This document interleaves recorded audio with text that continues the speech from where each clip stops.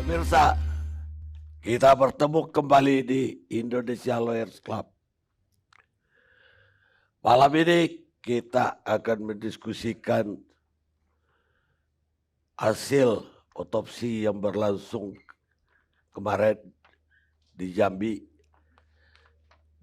otopsi ulang terhadap jenazah Brigadir Yosua. Dan tentu saja ini ditunggu-tunggu hasilnya oleh publik.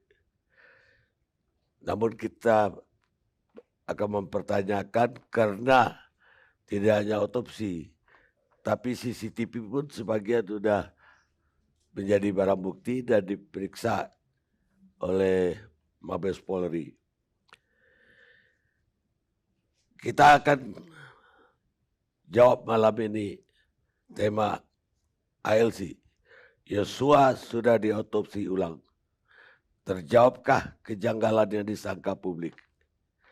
Saya akan mulai dari Komisioner Kompolnas Albertus Wahyu Rudanto.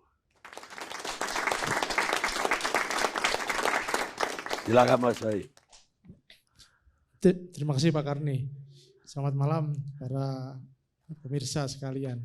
Jadi kami ingin jelaskan bahwa Kompolnas kali ini karena kita menjadi pengawas yang dilibatkan langsung, kami aktif untuk mengikuti semua proses di dalam pengungkapan meninggalnya almarhum Yosua.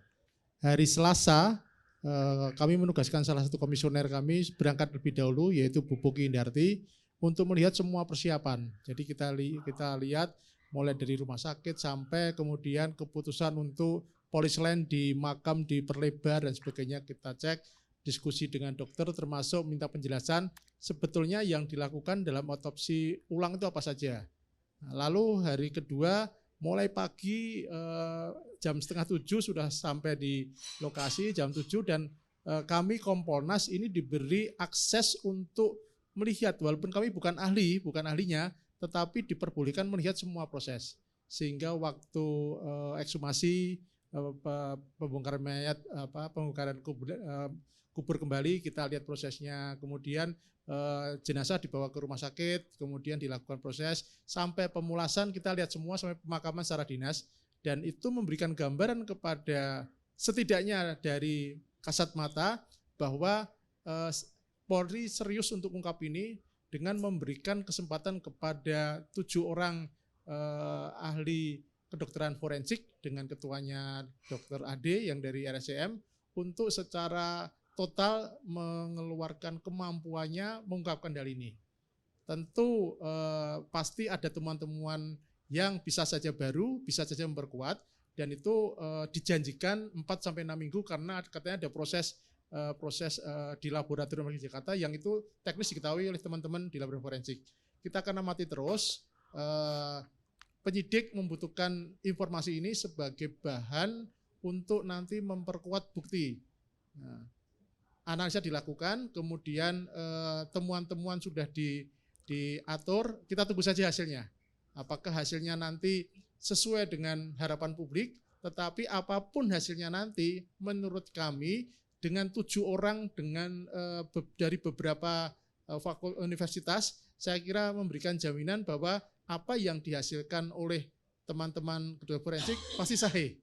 Persoalannya apakah nanti hasil ini dalam proses penyidikan ada cerita lain itu soal lain, tetapi hasil otopsi ini menurut kami bisa dijamin validitasnya. Baik, tapi dari tampak secara nyata ya oleh anggota Kompolnas, ada nggak keganjilan atau kejanggalan yang selama ini dituduhkan oleh keluarga lah terutama? Secara prosedural sesuai dengan penjelasan awal ketika sebelum otopsi, jadi 1 hari sebelum otopsi kami diskusi dengan teman-teman forensik kepolisian. Dijelaskan apa sih yang dilakukan pada otopsi kedua. Rupanya otopsi kedua itu tidak pakai bedah mayat. Itu kami baru tahu. Dan teknis itu yang tahu teman-teman kedokteran. Jadi ada konfirmasi terhadap otopsi pertama yang kita tidak tahu waktu itu hasilnya seperti apa. Ini yang menjadi keraguan publik saya kira, sehingga nanti yang bisa menjawab adalah teman-teman dari forensik kepolisian, karena kami hanya bisa mendapat penjelasan secara prosedural itu formatnya. Nah, keganjilan itu akan muncul ketika nanti pengumuman itu mungkin tidak sesuai dengan ekspektasi publik, bisa saja ya. Pertanyaan saya, keluarga waktu itu mengatakan bahwa jenazah putranya itu disayat-sayat, Ya. jarinya putus atau hampir putus dan kemudian juga sampai kakinya juga ada disayat. Itu kelihatan nggak oleh Kompolnas ketika mayat dibuka?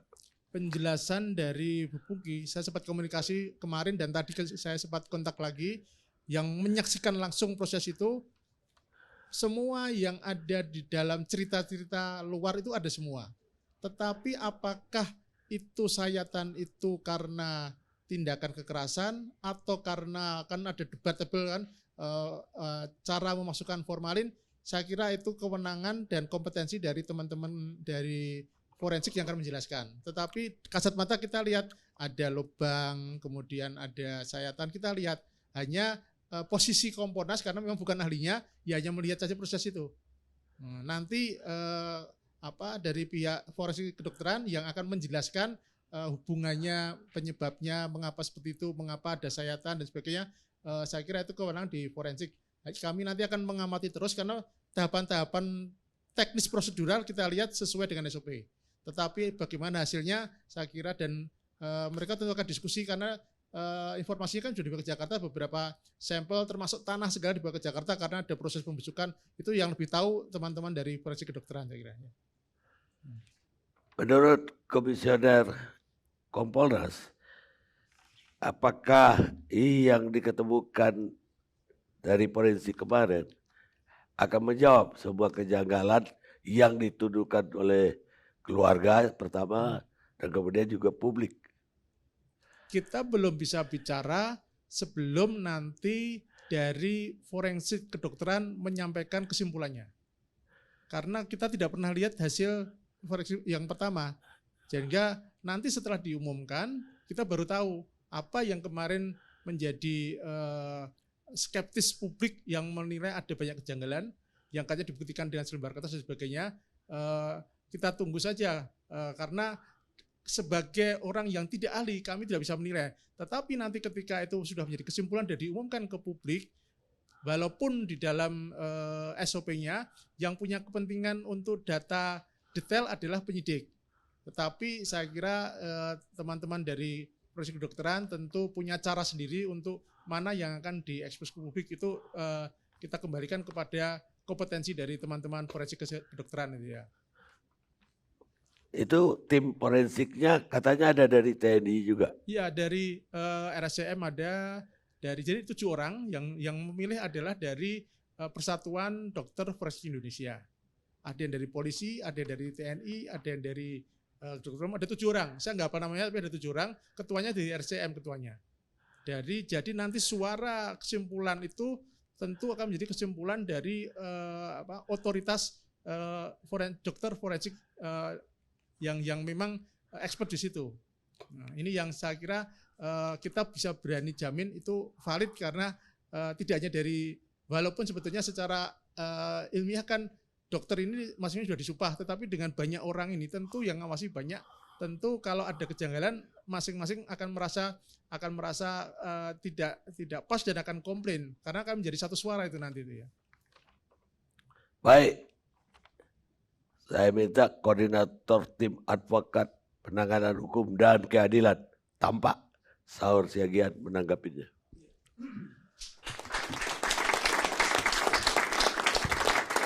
Bang Karni, saya kira pertama kita mengucapkan terima kasih kepada kepolisian. Dalam hal ini, saya kira yang pertama saya masih ingat waktu dialog dengan Bang Karni, kalau kematian daripada Brigadir Yosua sekedar dilihat pun tidak layak karena memang ada jenderal yang meminta supaya tidak bisa dibuka. Tetapi saya kira kemarin kita sangat bersimpati bahwa brigadir ini meninggal ketika dia menjalankan tugas. Saya kira itu sekaligus juga kemuliaan daripada kepolisian. Dan tadi Bang Karni juga mengatakan bahwa di samping otopsi juga bahwa juga kemudian rekorden CCTV juga telah diperiksa Komnas. Nah, saya kira banyak hal temuan baru yang kita tahu, misalnya begini. Dulu kan Kapolres mengatakan ketika katakanlah saudara ini kemudian terbunuh karena memang ada Brigadir Z yang karena kemudian membela diri tidak bisa dibela. Dan kita masih ingat bahwa saudara Perdi Sambo menelepon Kapolres karena istrinya kemudian diancam mau dibunuh karena pelecehan seksual, sehingga kemudian Kapolres Jakarta Selatan kemudian datang ke TKP. Bang Karni, kita kemarin dirilis oleh Komnas, ternyata ketika timnya Perdi Sambo datang dari Magelang, ternyata mereka sama-sama melakukan PCR. Itu yang saya bilang kemarin itu, bahwa kalau soal pelecehan seksual itu atau tembak-menembak itu, saya mengatakan itu halusinasi karena memang fakta mulai terungkap. Nah, oleh karena itu sebabnya sebenarnya kan dalam kepolisian itu satu, Bang Karni, apakah dia Polsek, apakah dia Kapolres atau di Mabes, sebenarnya satu. Tampak kemudian sangat terang benderang di mata kita itu ada orang terbunuh, saudara Brigadir Yosua. Sekarang kerjaan kita ini adalah siapa pembunuh beliau ini. Tapi kan sudah mulai terberang, artinya kemudian penyidik udah mulai sederhana sebenarnya. Katakanlah statement daripada keluarga yang melalui pengacaranya, kematian antara perjalanan Magelang misalnya ke Jakarta, kemudian tuh sebenarnya tidak ada, tetapi dari recorder yang tidak bisa terbantahkan sesungguhnya sudah mulai terungkap. Nah, yang selama ini kita bilang kenapa cara tuduhan pelecehan seksual itu menurut kami itu adalah sepertinya simsalabim. Ada orang mau dibunuh kemudian melakukan pelecehan seksual. Bagaimana orang sudah mau dibunuh tetapi kemudian melakukan pelecehan seksual? Itu yang saya bilang logika kita, tiba-tiba polisi yang hebat-hebat ini, tapi syukurlah sudah kemudian dinonaktifkan, tiba-tiba melakukan pelecehan seksual. Saya selalu bilang Bang Karni dalam dialog kita, nggak ada di dunia ini pelecehan seksual itu dilakukan oleh jongos kepada atasannya, nggak ada lah. Anak buah kepada atasannya. Yang ada adalah kemudian atasannya. Tetapi kan polisi misalnya kan selalu kalau gelar itu kemudian menerangkan perkara, misalnya pelecehan seksual. Katakanlah ini minta maaf ini Bang Karni, minta maaf ini karena menyangkut kewanitaan. Misalnya apa yang diraba, apakah katakanlah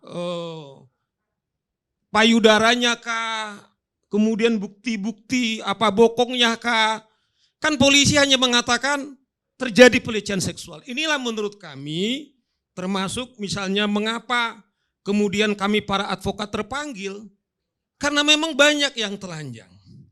Oleh karena itu saya pikir kita dorong penyidik sekarang, khususnya tim sus, sudah mulai fokus. Sudah mulai fokus, saya pikir ini tidak mudah, tidak susah lagi. Sehingga katakanlah saya mengatakan, tadi kan salah satu tentara ikut ya Pak Kompolnas. Coba bayangkan, Panglima TNI yang tupoksinya adalah pertahanan, kemudian harus terlibat. Saya bilang ini tidak barang ini bukan barang menurut saya barang yang mudah, tetapi sangat serius. Saya tidak tahu apakah karena memang juga kita tidak berapa lama lagi akan katakanlah tahun politik. Kalau ini tidak bisa diselesaikan, saya pikir juga bukan tidak berdampak kepada pertahanan kita, keamanan dan ketertiban kita. kalau kasus ini tidak selesai. Nah itu sebabnya saya kira mengapa kami dorong penyidik entah siapapun. Nggak ada cerita Kapolda atau dan lain-lain. Polisi, penyidik, apalagi semua bintang. Bintang 3 sudah ada di sini. Fokus bagaimana hasil yang dirilis oleh Komnas sehingga segera bisa diungkap. Misalnya begini, kalau dulu ada harapan Brigadir E pemain tunggal, saya kira Bang Karni sudah mudah. Misalnya siapa yang mengambil recorder, ya toh? Kemudian siapa yang menyuruh beliau? Kemudian siapa yang bawa mayat? Kan sudah lebih mudah. Berapa orang kemudian yang main? Kalau bahasa saya gerombolan ini berapa orang? Karena saya bayangkan kalau kemudian pernah kemudian dikatakan Brigadir E adalah pemain tunggal, saya kira sangat kasat mata Bang Karni, tentu ini tidak sangat mudah dipahami. Siapa yang membawa mayat, kemudian siapa yang memeriksa dokter waktu otopsi pertama yang sekarang kemudian dibuat otopsi ulang. Kemudian siapa membawa mayat kemudian ke ke Jambi, saya pikir sudah mudah. Sudah sangat tidak susah lagi. Nah, siapa yang menyuruh? Nah, mungkin nanti Pak Susno karena dia katakanlah jam terbangnya sebagai Bareskrim, ini saya kira sudah mudah. Cuman polisi kita ingatkan jangan melintir, tiba-tiba ngomong lagi soal pelecehan seksual. Kasihan ibu ini nanti gitu loh. Jangan sampai kehormatan ibu ini kemudian diacak-acak lagi karena hasil daripada katakanlah digital itu sudah sangat mudah. Nah, oleh karena itu kita dorong betul-betul kepolisian fokus saja, jangan lagi melintir-melintir yang bayangan saya nanti polisi kemudian jadi korban lagi seperti katakanlah yang pertama ketika publik kemudian tidak terlibat. Itu saya kira harapan kami dari Tampak Bakar nih. Terima kasih. Baik, apa dari Kompolnas ada tanggapan? Saya kira saya setuju dengan pendapatnya Bang Saur, Bang Karni, karena begini, bagi Kompolnas yang kita tadi siang diskusi Kompolnas, kita sudah sepakat kita pegang apa yang menjadi perintah Pak Presiden. Usut tuntas, jangan ditutup-tutupi, buka apa adanya. Kemudian juga kita harapkan Kapolri juga konsisten dengan statement yang awal, transparan, akuntabel, gunakan scientific crime investigation. Itu semua, seperti kata Bang Saur, akan memandu proses penyidikan ini, akan valid, karena kalau sudah bicara dengan scientific, nggak bisa lagi dibantah. Misalkan tadi temuan temuan video CCTV, kemudian hasil otopsi sudah terbuka semua.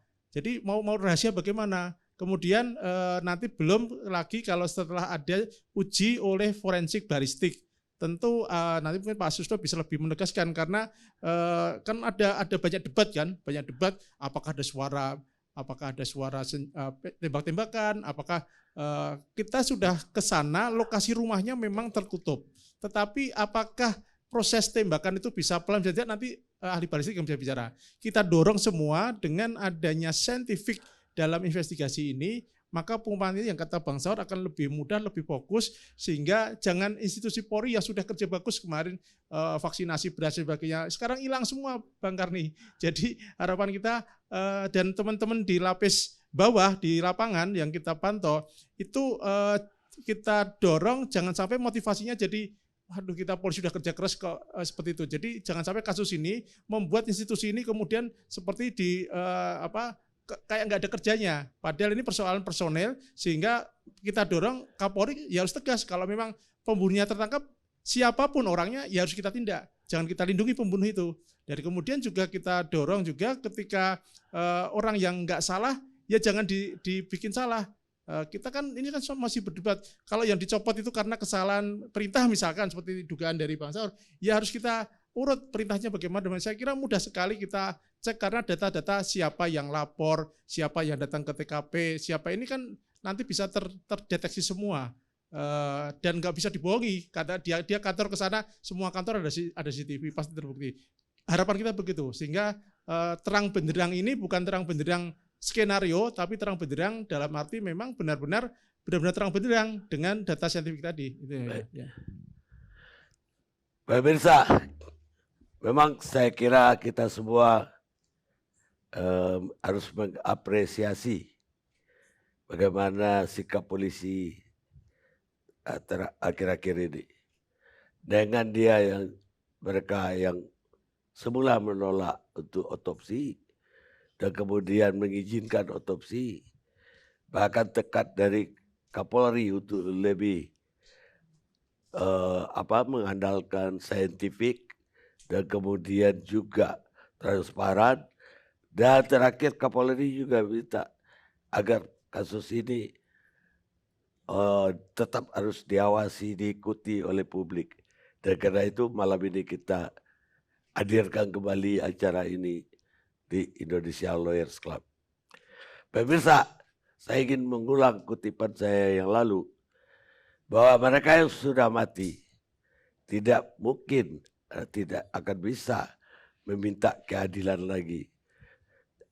Adalah tugas yang masih hidup dan kewajiban yang masih hiduplah ia menuntut keadilan itu untuk yang sudah mati. Itu kata Louis Bujold, penulis Amerika Serikat. Kita rehat sejenak.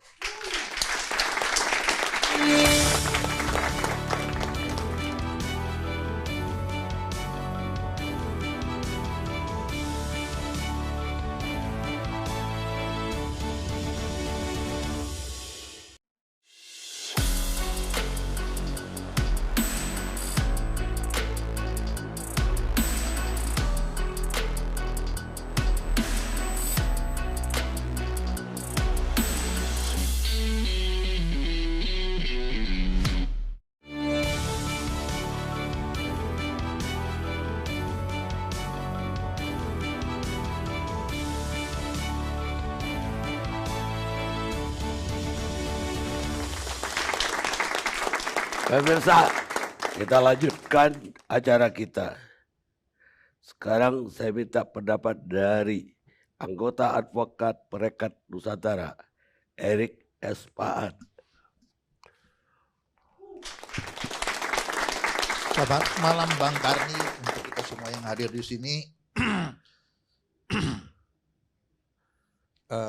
Saya menanggapi apa yang disampaikan saudara saya, Bang Saur Siagian. Kita melihat di sini harus runut ya, bukan lompat sana lompat sini, lari sana lari sini. Kita melihat di sini ada peristiwa atau fakta seseorang yang meninggal dunia. Ada seseorang yang meninggal dunia. Itu harus kita lihat dulu. Tentukan penyebab matinya itu apa atau meninggalnya itu karena apa. Ya kan? Itu harus kita lihat semua. Kalau tadi Bang Saur ngomong kan pendapat. Kita orang sarjana hukum kan melihat fakta. Faktanya ada orang meninggal. Orang meninggal ada suatu peristiwa pidana, kita bicara bukti.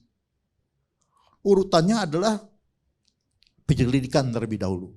Setelah penyelidikan dicari ada peristiwa pidana apa tidak. Setelah adanya peristiwa pidana baru masuk tahap penyidikan. Di sini mengumpulkan bukti-bukti. Ya, mengumpulkan bukti-bukti. Di sini juga SPDP biasanya kepada kejaksaan.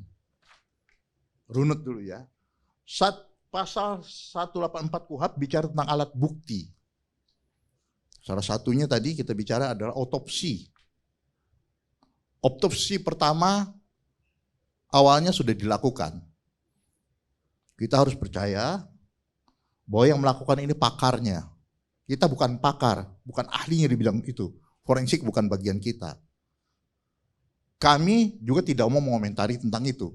Karena bukan bagian kami hanya pengacara, itu bukan bagian kami. Nah, kita juga bersyukur kalau sudah dilakukan otopsi kedua. Tapi kami melihat ilmunya sama. Proses melakukan otopsi pasti sama juga. Tidak akan berbeda. Karena itu menurut kami, menurut saya melihat hasilnya tidak akan jauh berbeda. Itu dulu sebagai alat bukti. Nah tadi Bang Saur bicara tentang ada pelecehan dan segala macam itu. Itu kan biarlah penyidik yang melakukan. Jangan kita mengomentari sehingga menjadi bola liar ke sana kemari. Iya kan? Biarlah penyidik yang melakukan. Percayakan kepada penyidik, percayakan kepada Polri. Itu tugas mereka. Memberi masukan boleh. Nanti jangan spekulasi jadi bola liar. Coba waktu itu dikatakan apa? Pembunuhan berencana, terjadi penyiksaan dari Magelang sampai Jakarta. Kenyataannya kan tidak. Dari berita-berita yang kita baca.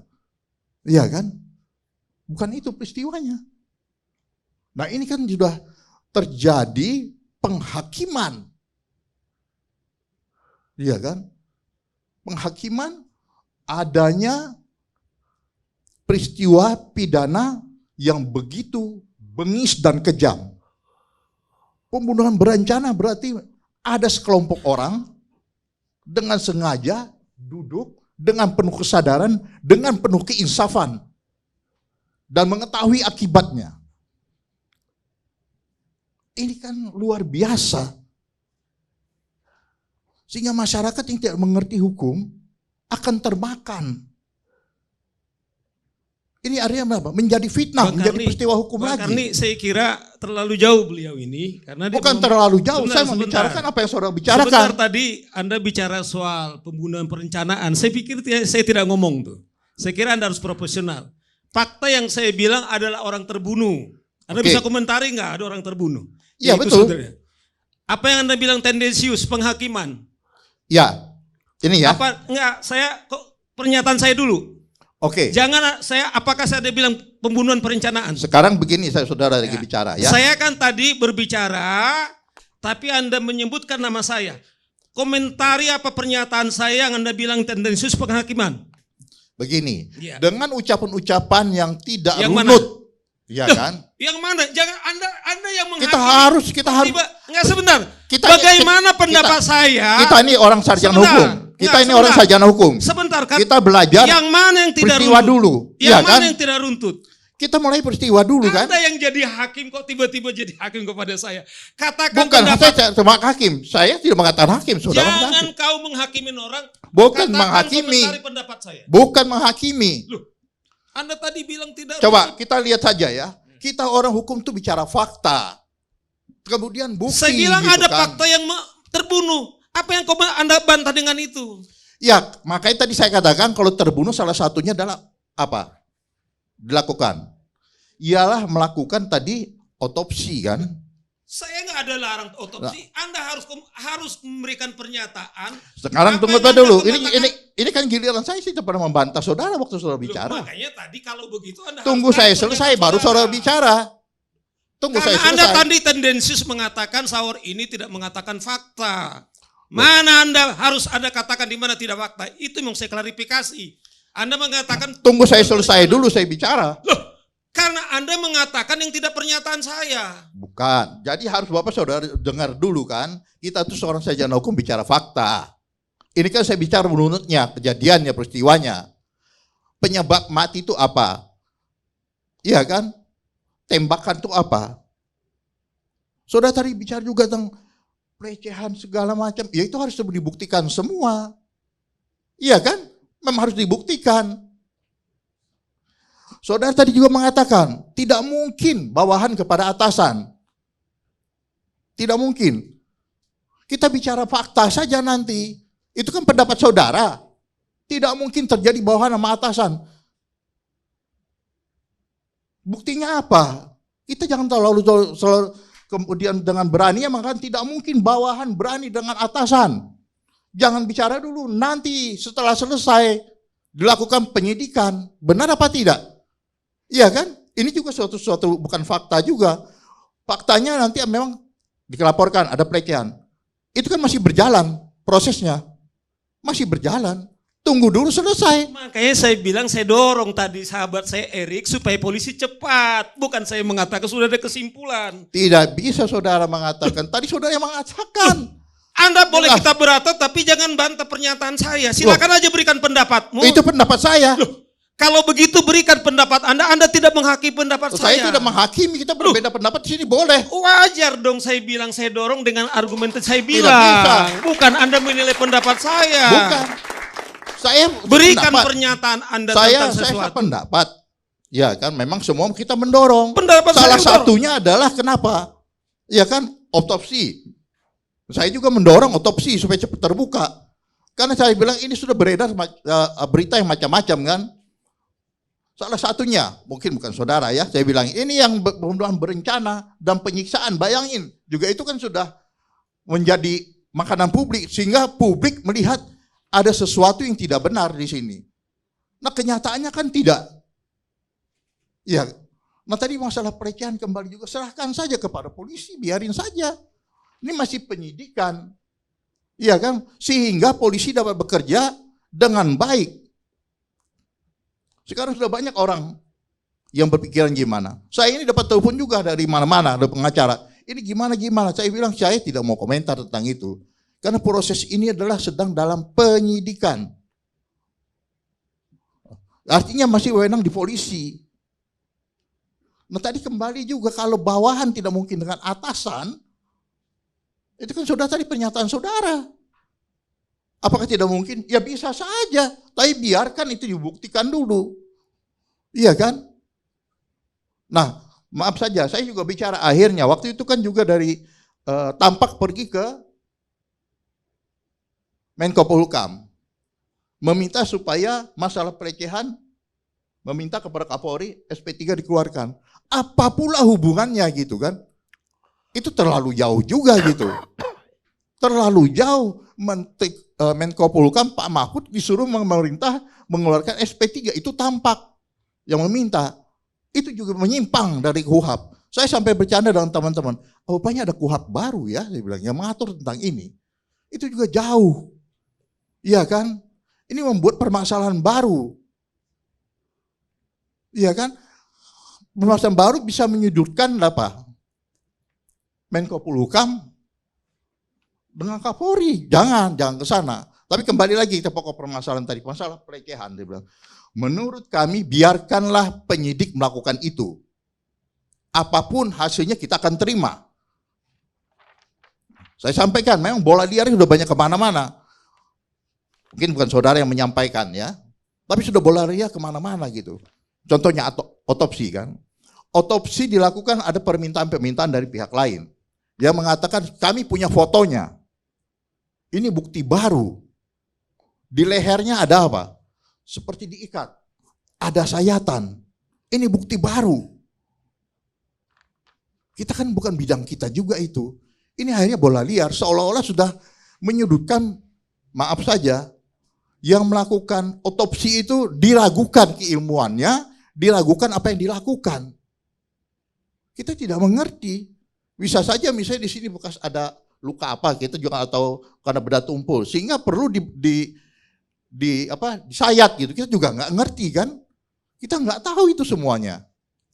Jadi kembali kita bicara hukum, bicara fakta dan bicara bukti itu saja. Dan sekarang sedang ditangani oleh siapa? Biarlah mereka bekerja dengan baik. Kita harus percaya kepada yang bertugas. Nah kalau kita nggak percaya kepada yang bertugas, bagaimana? Iya kan? Jangan nanti sampai juga hasil otopsi, misalnya ya, ternyata tidak jauh berbeda dengan yang pertama. Kita harus legowo, jangan juga ngamuk gitu kan. Nggak boleh lagi. Karena ini sudah transparan, dilakukan betul-betul secara profesional. Kapolri pun membuka diri sebetulnya di sini. Sehingga terjadi nanti gambaran yang benar menurut pengetahuan para ahli di bidangnya.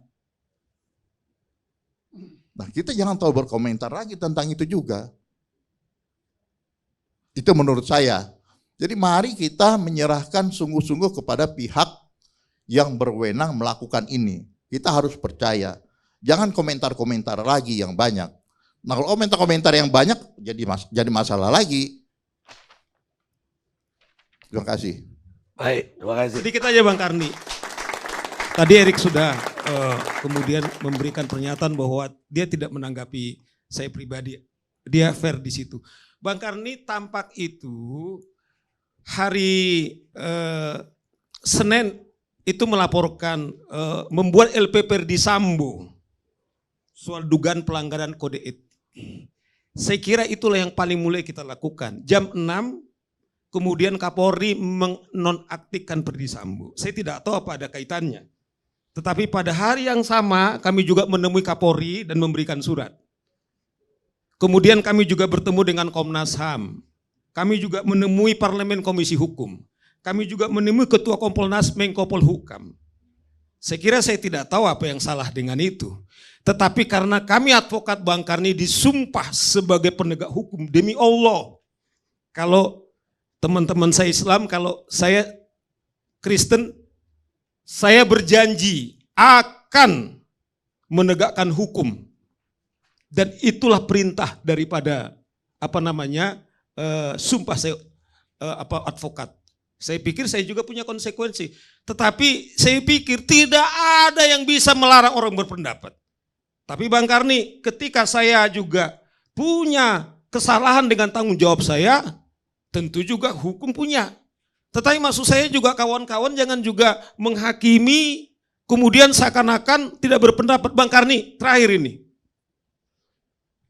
Andaikan publik tidak berpendapat soal kematian Brigadir Yosua. Ketika mayatnya tidak bisa dilihat ibunya. Dan publik diam Bang Karni. Apakah malam hari ini kita ada di sini? Apakah kemudian terbunuhnya Brigadir Yosua, kemudian dengan mati sia-sia dan kemudian kematiannya model begitu, apakah terungkap? Saya pikir karena konstitusi kemudian memberikan hak setiap orang untuk berpendapat. Tetapi pada yang saat yang sama juga, kalau ada publik juga ada batasnya, ada konsekuensi hukum termasuk sahur siagian. Tetapi jangan kita dilarang. Sama tampak. Kalau saya melaporkan Ferdy Sambo kemudian saya tangkap bila perlu tembak saya kalau memang ada salah, ada dasar menembak. Tetapi jangan coba-coba ancam-ancam orang lain. Ya, silakan Anda berikan pendapat Anda, tetapi jangan Anda kemudian ancam-ancam pendapat orang lain. Silakan saja gitu loh. Itu aja. Ini bukan ancam-ancam.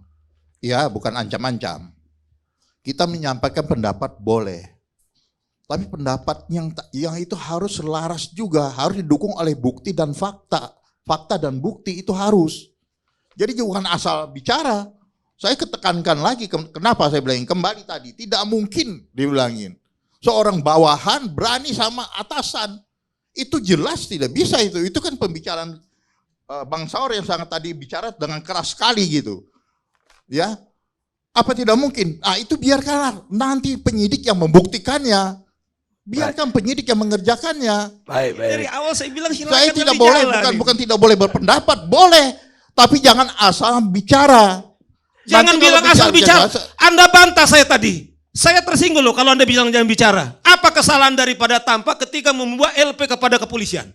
Apakah ada yang lebih mulia dari situ? Saya tidak bicara itu. Loh, makanya tolong Anda juga proporsional. Saya bicara tentang tadi saudara. Asal jangan ngomong. Yang mana asal jangan ngomong? Saudara tadi bicara tidak mungkin seorang bawahan berani sama atasan. Itu yang saya ulang. Anda kok. Ya kan masalah pelecehan itu. Iya, itu yang saya bicara. Tapi itu teori yang saya tahu. Itu. Ya, jangan asal bicara, serahkan kepada penyidik. Segala sesuatu bisa saja terjadi. Apakah seorang bawahan tidak pernah menembak atasannya? Bisa terjadi. Baik. Silakan. Iya kan? Jadi pendapat silahkan, tapi didukung oleh bukti dulu. Cukup, itu harus ada bukti. Bukan asal bicara saja, biar nanti penyidik melakukan pembuktian itu. Karena ada laporan tentang pelecehan. Itu masih dalam proses. Biarkan saja dulu. Baik. Iya kan? Silakan. Itu. Nah, tadi kembali lagi. Saudara dengan tampak datang ke Menteri Hukum dan Menko Polhukam meminta supaya Kapolri menerbitkan SP3. Ini gimana lagi logika hukumnya? Gimana logika hukumnya? Nggak ada. Saudara harus datang kepada Polri, sampai penyidik. Nah, SP3 itu kita melihat lagi syaratnya. SP3 itu adakah peristiwa pidana? Atau ada satu peristiwa bukan termasuk tindak pidana. Ini masih dalam proses, belum selesai. Baik. Ya, makasih. Sekarang giliran Komnas HAM Ahmad Taufan Damanik. Ya, selamat malam Bang. Malam Pak Taufik. Pak Taufan. Bang. Pak Taufan. Maaf ini terganggu karena saya di kota kecil di Aceh Timur. Pak Taufan hadir kemarin ketika otopsi.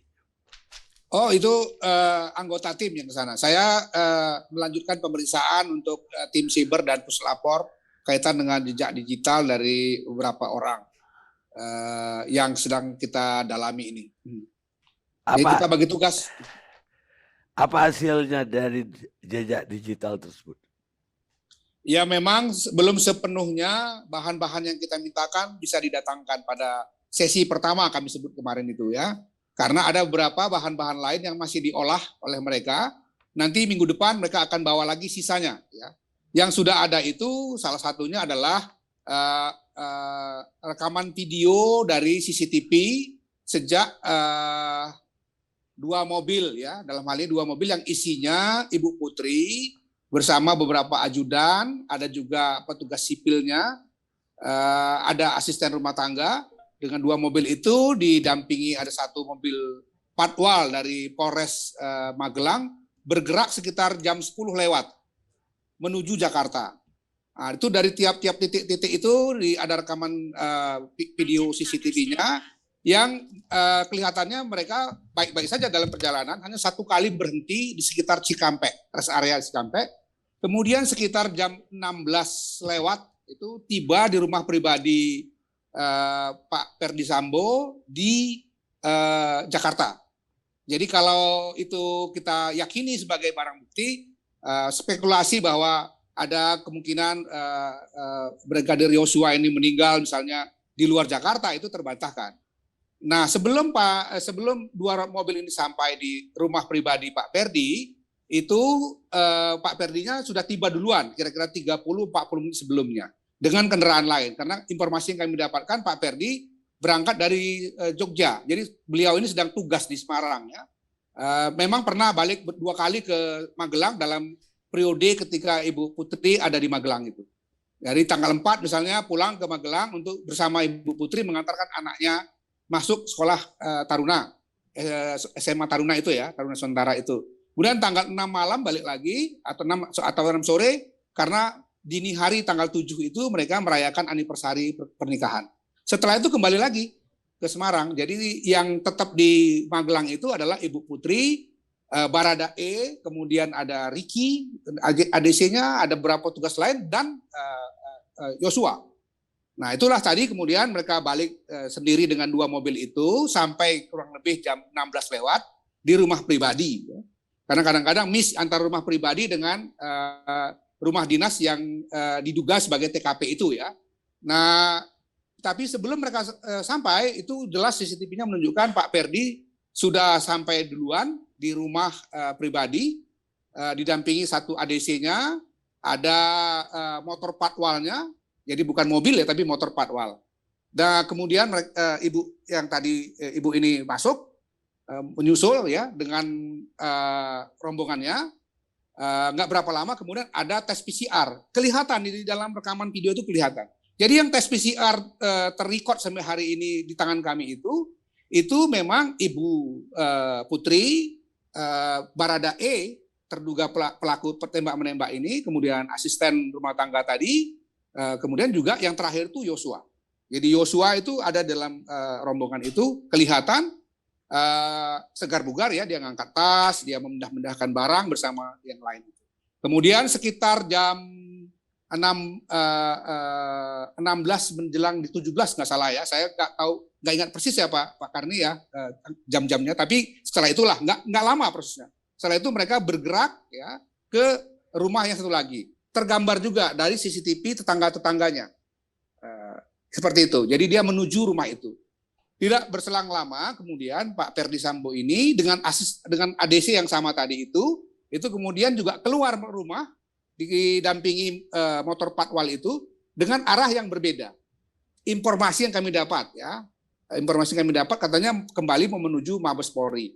Tapi dalam perjalanan kira-kira berapa menit saja itu, kemudian mobil patwalnya di dalam CCTV itu kelihatan berhenti. Mobilnya juga berhenti. Tidak bisa kita deteksi dari CCTV itu, tapi informasi tambahan dari penyidik mengatakan bahwa beliau mendapatkan telepon dari istrinya menceritakan kejadian di TKP itu. Itu aja Pak Karni.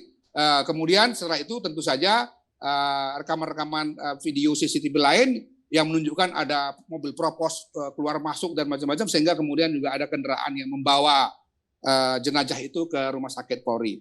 Di area TKP sendiri, informasi yang kami dapatkan masih simpang siur. Sebagian mengatakan tempo hari katanya rusak ya menjelang hari H, tetapi keterangan dari ADC itu sudah lama katanya rusak. Kami akan mengecek lagi ada berapa informasi untuk memastikan kapan sebetulnya rusak CCTV di rumah itu. Karena dengan sekarang kondisinya CCTV tidak berfungsi itu ya memang agak menyulitkan untuk sementara ini untuk memastikan sebetulnya apa yang terjadi di rumah itu gitu. Karena hanya ada Baradae, Yosua almarhum itu, kemudian Ibu Putri, ada satu lagi petugas sipil dengan satu orang ADC yang juga dari kepolisian. Nah, jadi keterangan mereka ini kan yang bisa dikumpulkan sampai saat ini, ditambah dengan penjelasan dari Ibu Putri yang sebelumnya disampaikan melalui psikolog atau melalui keluarganya. Kami sendiri belum menemui Ibu Putri sampai sekarang. Kami masih mencari informasi yang lain dulu. Nanti kita akan pada akhirnya juga akan minta keterangan dari Pak Ferdi dan juga Bu Putri. Begitu, Bang Karni. Jadi jelasnya CCTV yang ada itu di rumah pribadi dong. Di rumah pribadi, kemudian ada di beberapa di tetangga ya, di rumah tetangga. Ya, tapi di TKP di rumah singgah itu atau rumah dinas itu situ CCTV-nya tidak berfungsi. Tidak berfungsi. Jadi, nah, kita nanti akan cek kenapa tidak berfungsi. Karena satu keterangan dengan keterangan lain belum sinkron. Misalnya satu kan beredar di media itu katanya ada yang mengatakan kena petir. Tapi kalau ADC kita tanya satu persatu, kenapa? Mereka kata ini sebenarnya sudah lama, Pak. Dan kami sudah laporkan kepada senior kami Yosua. Mereka, kamu melapor pakai apa? Langsung atau gimana? Katanya pakai WA. Makanya berarti kalau betul pakai WA kita bisa cek. Benarkah dia pernah melaporkan itu? Kenapa dilaporkan kepada Yosua? Karena Yosua menurut mereka adalah kepala rumah tangga di kediaman Pak Ferdi Sambo ini.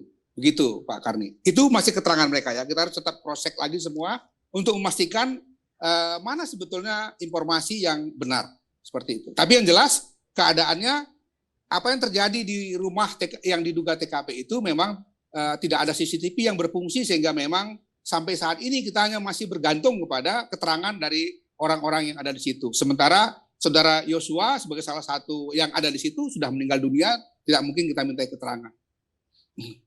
Itu tentang CCTV, tentang otopsi ulang tidak Pak Taufan kan tidak hadir, tapi ada anggota komisi. Ya, ada 3 orang anggota tim kita kirim. Kita bagi-bagi tugas. Apa menurut informasi mereka berjalan baik ya. Mereka bersama Kompolnas sebagai pengawas eksternal. Kami kan fungsi kami 2, Pak. Satu pengawas eksternal, satu lagi kami juga memang dengan Undang-Undang 39 tahun 1999 itu bisa melakukan penyelidikan pemantauan. Walaupun tidak pro justisia ya, beda kalau Undang-Undang 26. Ini perlu diklarifikasi juga karena banyak orang menggabungkan antara Undang-Undang 39 dengan Undang-Undang 26. Kalau Undang-Undang 26 nanti larinya ke Kejaksaan Agung. Kalau Undang-Undang 39, ya ini akan menjadi kontribusi masukan kami kepada, kalau Undang-Undang itu mengatakan kepada Presiden. Karena Presiden adalah kepala negara yang membawahi semua institusi yang ada di negeri ini. Nanti Presiden yang bisa memberikan arahan. Biasanya kalau seandainya itu sangat serius seperti KM50 dulu, itu kami langsung presentasi kepada Pak Presiden.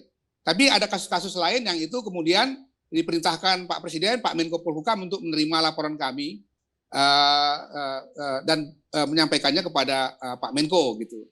Tentu juga akan kami sampaikan kepada Polri karena itu mitra kami punya MOU, punya kerjasama sejak lama dan dalam bekerjasama selama ini menangani berbagai masalah ya kita sinerginya sangat baik ya. Untuk yang ini juga sejak awal saya meminta pada waktu itu Pak Waka sebagai penanggung jawab dan Pak Irwasum sebagai ketua tim sus itu datang ke Komnas HAM. Saya bilang, sebagaimana biasanya saya ulang lagi ini. Pertama adalah transparansi, akuntabilitas, yang nanti tidak kalah pentingnya saya bilang adalah aksesibilitas buat Komnas HAM. Jadi saya tidak mau, saya bilang, kita dipercayakan berdasarkan mandat tertentu, kemudian Pak Kapolri bahkan menyatakan di media, Pak Menko Polhukam juga mengatakan di media meminta keterlibatan Komnas HAM, tapi kemudian nanti aksesibilitasnya bermasalah, dijamin.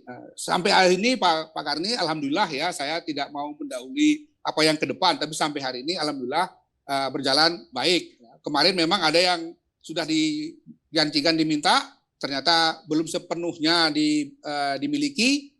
Mereka berjanji minggu depan, kita bisa memakluminya karena ada kesulitan-kesulitan teknis ya, kita tentu mempercayakan itu untuk diserahkan lagi, dipresentasikan lagi pada sesi kedua minggu depan. Itu terkait dengan komunikasi di antara orang-orang yang terlibat di dalam peristiwa ini. Termasuk juga dengan Baradae, bagaimana jejak digital komunikasinya, kemudian almarhum Yosua, Pak Perdi, istri, dan tentu saja juga ADC, karena mereka selalu berinteraksi. Ya. Kalau seldomnya sudah kita dapatkan dari cyber. Baik, ada satu pertanyaan lagi Pak. Tadi Bapak menceritakan dari CCTV kelihatan bahwa rombongan Ibu Putri PCR semua ternyata. Termasuk Baradae, Brigadir J, dan yang lain-lain. Kalau begitu Pak Freddy sendiri nggak ikut PCR di rumah? Kalau berdasarkan rekaman yang CCTV yang ada itu tidak ditemukan jejak di mana beliau PCR. Jadi kami tentu tidak bisa mengatakan di mana beliau melakukan PCR. Nanti kita coba cari lagi informasi dan data-data lain. Tapi dari sepanjang data-data yang diberikan pada kami itu, rombongan yang dari Magelang dengan mobil itulah yang kami lihat di dalam CCTV itu, mereka melakukan PCR. Tapi Pak Perdinya sendiri di mana beliau PCR, kapan, jam berapa, itu harus kita cari lagi dengan data-data yang lain, baru kita bisa dapatkan informasinya Pak Karni. Baik, sekarang saya mau ke pakar digital forensik Ruby Alamsah. Silakan Mas Ruby. Baik, terima kasih Pak Karni. Di kasus nasional seperti ini dan kebetulan cukup banyak barang bukti digital yang ada di kasus ini. Jadi porsi forensik digital itu juga sangat penting.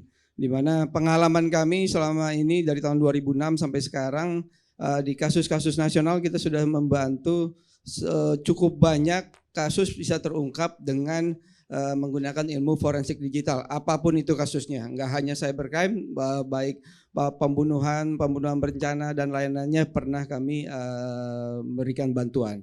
Nah, khususnya karena saat ini cukup banyak barang bukti digital, baik yang sudah ditemukan polisi ataupun yang diklaim oleh keluarga, maka porsi forensik digital menurut saya perlu diberi atensi yang lebih. Tidak hanya fokus kepada otopsi ulang saja, karena forensik digital saya yakini bisa memberikan kontribusi yang sangat besar di kasus ini. Apapun itu hasilnya, apapun itu faktanya yang akan muncul di barang bukti digital tadi. Jadi forensik digital itu secara umum ada 4 proses sederhana ataupun yang general. Pertama, melakukan cloning atas barang bukti digital yang asli, sehingga menjadi barang bukti digital duplikasi. Nah, kita para praktisi forensik digital itu harus melakukan analisa dari barang bukti yang duplikasi, bukan yang asli, agar menjaga barang bukti asli benar-benar aman. Lalu proses yang kedua yang paling utama dilakukan adalah proses penyegelan barang bukti asli setelah disita. Fungsinya apa? Fungsinya adalah untuk membuat atau menjaga integritas barang bukti digital itu dari mulai disita, diproses, dianalisa sampai diberikan kesimpulan itu pasti sama dan tidak ada yang berubah. Kalaupun nanti ada yang berubah, bisa dibuktikan oleh pihak manapun dengan pembuktian segel logical yang sudah dijalankan di proses kedua ini apakah sama dengan hasil yang sudah diungkapkan. Nah, disitulah fungsinya ilmu pengetahuan saintifik itu untuk benar-benar berproses secara benar. Kalau ada rekayasa, ada hal-hal yang editan, itu akan bisa terungkap karena ada proses nomor 2 ini. Nah, proses yang ketiga adalah proses analisa terhadap barang bukti digital ini, apa aja yang ada di dalamnya, baik yang masih ada, apalagi yang sudah terhapus, itu akan dicoba dilakukan recovery. Ada yang terenkrip dia lakukan recovery juga. Ada yang error dilakukan proses tertentu sehingga data apapun yang diperlukan bisa terungkap dengan lengkap.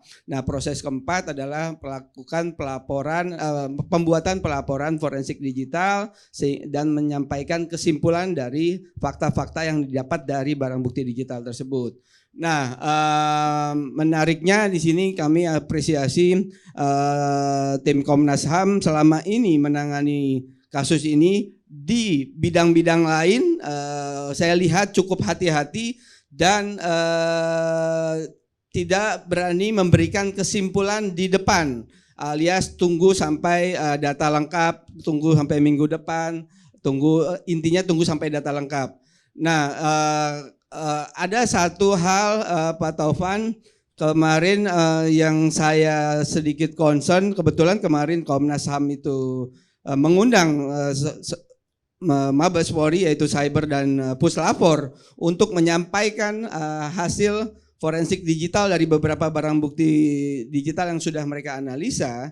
Kita perhatikan di media dari awal mereka datang sampai akhir, dan juga pernyataan Pak Anam saat beliau melakukan preskon itu ada menurut saya sedikit yang berbeda daripada item-item atau bidang-bidang yang mereka bantu penyidikan ini, yaitu kenapa tiba-tiba di barang bukti digital ini beliau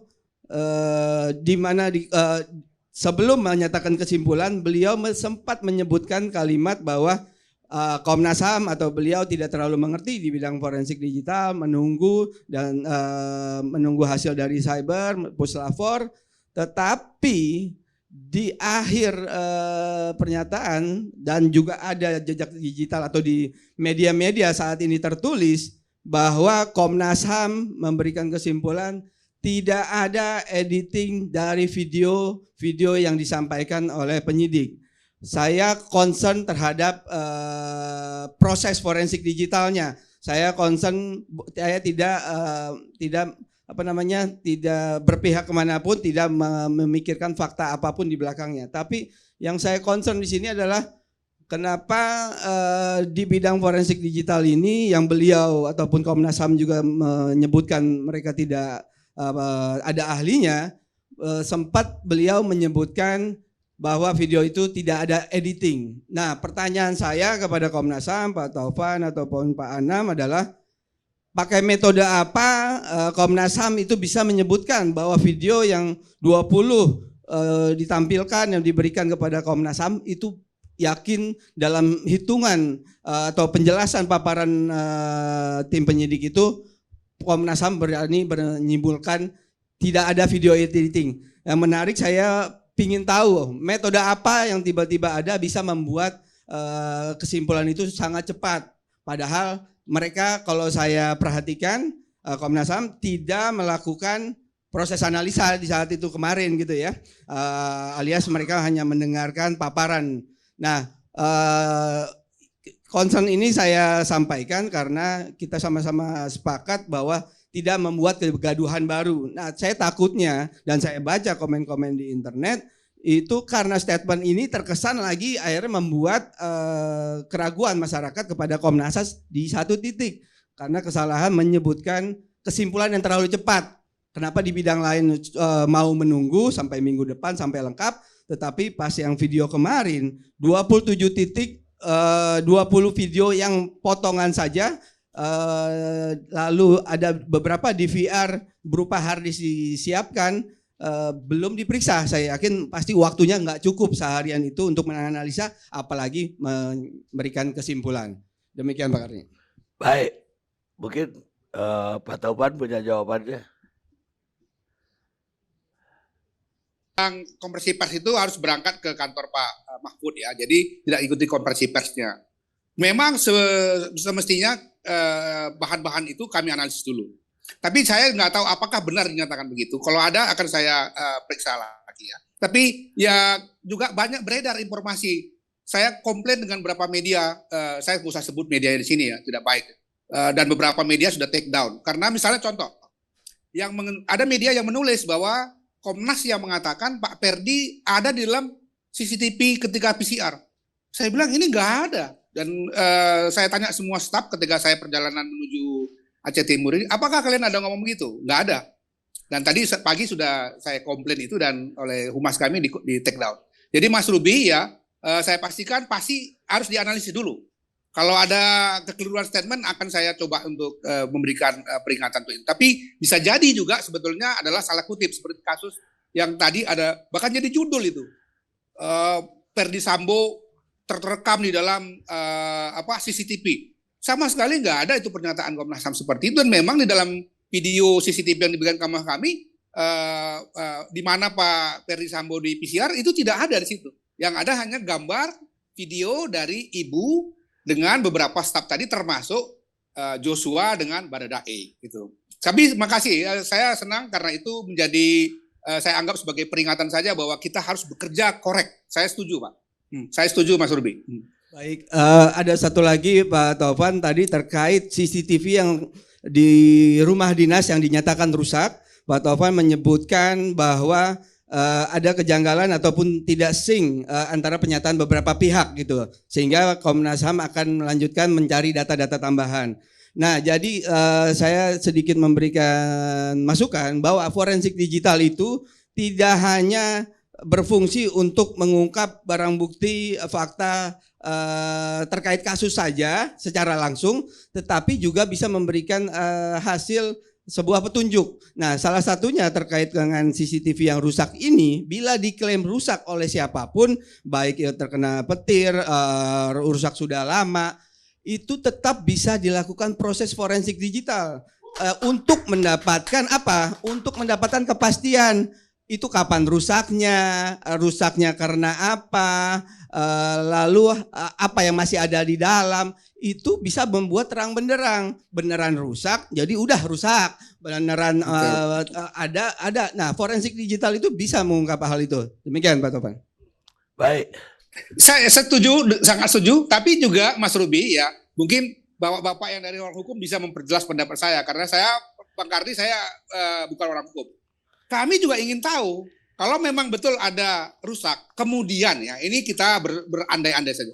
Ternyata itu disengaja, itu kan masalah hukum, bisa disebut sebagai obstruction of justice ya. Tetapi sekali lagi saya tidak mau berandai-andai, kami akan melakukan pemeriksaan lebih mendalam. Ada keterangan misalnya bahwa mereka satu ADC sudah meminta kepada satu pihak lain, dalam hal ini katanya Brigadir Joshua karena dia yang bertanggung jawab rumah tangga, untuk memperbaiki CCTV yang rusak itu. Kami tanya, kamu minta itu dengan apa? WA. Kan bisa dicek ini WA-nya, makanya kita tunggu nih. Benar ya, kamu kalau nanti kami cek WA-nya gimana gitu. Dia waktu itu percaya bahwa iya saya WA. Nah itu bagian dari kita untuk meng-clearance semua. Apa sesungguhnya yang terjadi itu? Apa benar ini sudah berbulan-bulan sebelumnya rusak karena memang rumah ini jarang ditempati, seperti keterangan dari satu pihak ya, atau hanya beberapa hari menjelang hari hanya, atau seperti apa? Ini pertanyaan-pertanyaan yang perlu juga kami jawab karena bagian untuk mendeteksi apakah misalnya ada tindakan-tindakan yang kita sebut sebagai tindakan melawan hukum itu. Tapi itu memang secara teknis saya tentu saja mengamini apa yang disampaikan oleh Mas Ruby. Terima kasih, itu menjadi masukan sangat besar buat Komnas HAM. Baik, terima kasih. Pemirsa, memang setiap kasus itu kita harus mencari kebenaran seutuhnya, tidak setengah-setengah. Dan kayaknya Komnas HAM bersungguh-sungguh untuk itu. Dari ucapan Pak Taufan tadi atau penjelasan Pak Taufan, kebenaran yang setengah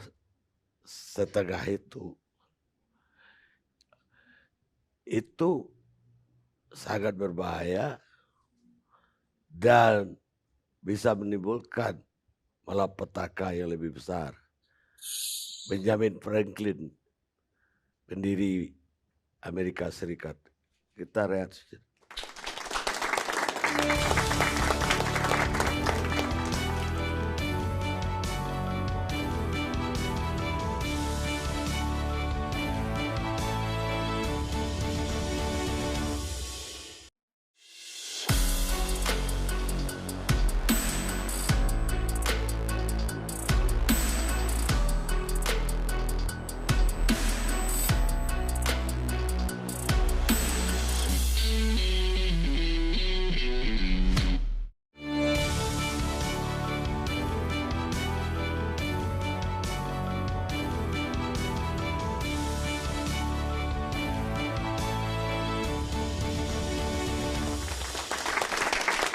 Pemirsa, kita sampai di segmen terakhir. Sebelumnya saya mau meralat dulu kutipan saya tadi dari Benjamin Franklin. Saya ingin mengatakan bahwa kebenaran itu tidak boleh setengah-setengah. Kebenaran yang setengah-setengah, kata Benjamin Franklin, kadang adalah kebohongan terbesar. Karena itu kebenaran itu harus dicari keseluruhannya. Pemirsa, saya akan mulai dengan pengacara dari keluarga Brigadir Yosua, Martin Lucas Simanjuntak. Bung Martin kemarin hadir di otopsi. Hadir, Pak Karni. Apa yang Bung Martin temukan atau temuan baru di dalam acara itu? Iya, terima kasih Pak Karni. Selamat malam bagi kita semua. Mohon maaf karena hari ini sebenarnya saya dijadwalkan untuk on time, tapi karena penerbangan ada delay sehingga saya sampai di sini terlambat, mohon maaf sebelumnya. Mengenai ekshumasi ataupun otopsi ulang, ini memang permintaan kami, Pak Karni, dari awal. Kenapa kami meminta untuk otopsi ulang? Tentunya karena proses di awal otopsi ini tidak transparan ataupun kurang dapat dipercaya. Kenapa demikian? Permintaan untuk administrasi hanya dimintakan tanpa ada penjelasan. Lalu yang berikutnya, ketika ingin dikonfirmasi dan ingin diikuti proses otopsi di awal itu tidak diperbolehkan. Bahkan setelah selesai, dokter yang ingin menjelaskan juga dipotong oleh komandan dari saksi kami, yaitu adiknya almarhum. Oleh karena itu, dengan temuan juga bukti surat adanya perbedaan umur, ada yang 21 tahun, ada yang 28 tahun, kami menolak hasilnya. Tapi perlu dicatat, walaupun kami tolak, sampai saat ini, dan juga sampai terakhir kami bertemu dengan pihak Mabes Polri tidak pernah memperlihatkan kepada kami. Jadi itu catatan juga untuk kita semua. Lalu mengenai proses ekshumasi ataupun otopsi ulang kemarin, banyak yang kami temukan.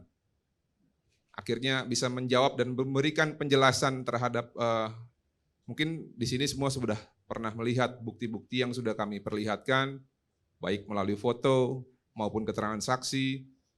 Akhirnya bisa sedikit, mungkin cukup banyak juga untuk menjelaskan kenapa bisa terjadi banyak luka-luka. Seperti contoh ada luka dari belakang, lalu ada luka juga dari depan ke samping. Tentunya dari dokter yang ditugaskan untuk mengawal proses otopsi kemarin, kami sudah mulai bisa melihat bahwa semakin menegaskan ternyata memang dugaan kami terhadap adanya pembunuhan berencana ataupun pembunuhan terhadap anak dari klien kami ini semakin mengerucut ke arah situ. Lalu kami juga sudah memiliki bukti surat yang sudah kami legis terhadap keterangan dari otopsi dari dokter yang kami tugaskan untuk mengikuti prosesi kemarin di RSUD Sungai Jambi, yang nanti pada saatnya akan disampaikan dengan jelas secara sistematis oleh abang kita, Abang Kamarudin Simanjuntak. Mungkin itu dulu Bang Karni dari saya. Terima kasih. Baik, jadi memang Anda lihat sendiri ada luka-luka sayat-sayatan yang dibilang sebelumnya itu. Yang melihat adalah keluarga korban yang mana menjadi saksi juga dalam pelaporan dugaan tindak pidana yang kami laporkan di Mabes Polri ya, terhadap pasal 340, 338, dan 351 ayat 3. Namun saksi ataupun keluarga korban yang menjelaskan dan melihat langsung sesuai mana diamanatkan oleh KUHAP ya, menyaksikan, melihat, dan mengalami langsung, itu juga mendokumentasikan melalui gambar dan video. Dan tentunya kalau kita berbicara visualisasi dan penangkapan dari mata ya, seharusnya tidak jauh berbeda antara apa yang dilihat dengan apa yang divideokan. Jadi walaupun kami tidak melihat langsung di awalnya, namun keterangan dari saksi-saksi dan keluarga dan juga bukti-bukti foto itu sudah cukup buat kami untuk bisa mendapatkan second opinion terhadap dugaan-dugaan ataupun tuduhan ya, cenderung fitnah dari Karopenmas Mabes Polri yang mengatakan bahwa hanya terdapat satu lubang di awal. Lalu berikutnya adanya juga dugaan pelecehan seksual. Saya pikir ini terlalu tega ya, terlalu jahat sekali. Orang yang sudah meninggal tuh dituduh seperti itu tanpa ada bukti-bukti yang jelas. Mungkin dari saya itu dulu Bang Karni. Kita paralel aja nanti sambil diskusi. Baik,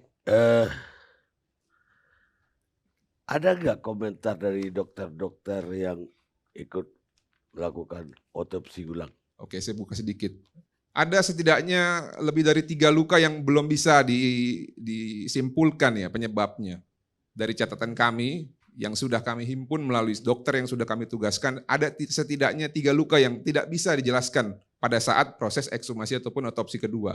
Nah, terhadap luka-luka yang belum bisa disimpulkan ataupun dibuat keterangan penyebabnya, ini sesuai dengan kesepakatan bahwa akan dibawa sampel dan akan dibawa ke Jakarta untuk dipastikan dan akan dirapatkan lagi oleh tim-tim forensik sehingga bisa menyimpulkan luka apa itu. Tapi nanti pada saat yang tepat biarkanlah koordinator kami yang menjelaskan secara sistematis dan lebih komprehensif. Tapi hari ini di media ya, saya nggak tahu apa itu benar atau tidak. Katanya keluarga sudah memberi pernyataan apapun hasilnya akan menerima dari hasil otopsi ini. Oh ya, pasti Bang Karni. Karena kita ini kan warga negara yang beradab ya. Kalau kita sudah meminta dan sudah diberikan, dan terhadap apa yang kita minta ini juga diberikan sesuai dengan keinginan, seperti contoh, kita meminta otopsi ulang. Kita minta otopsi ulang dikawal dengan tim independen. Ini kan direalisasikan. Bahkan Panglima Angkatan Bersenjata Republik Indonesia merespon permintaan kita dengan mengirimkan salah satu dokter spesial forensik dari RSPAD. Jadi menurut kami sih tidak perlu lagi ada keraguan. Dan marilah kita menunggu hasilnya, walaupun sebenarnya kami sudah punya ya, tapi ini masih bilang semacam hipotesis lah, karena kan belum disimpulkan itu pasti atau tidak. Tapi berdasarkan dari hasil proses kemarin, orang-orang yang kami tugaskan juga melakukan observasi, tidak ada ataupun belum ada indikasi yang kuat sehingga bisa menjadi cukup alasan bagi kami untuk meragukan proses kemarin. Jadi pada intinya kami percaya dan kami tunggu hasilnya Bang Karni. Baik, ya tentu keluarga juga apresiasi terhadap kemauan Polri untuk menuntaskan atau bahkan mengulang kembali proses yang mereka lakukan. Sekarang Patra MZ, kuasa hukum dari keluarga Irjen Pol Predi Sambo.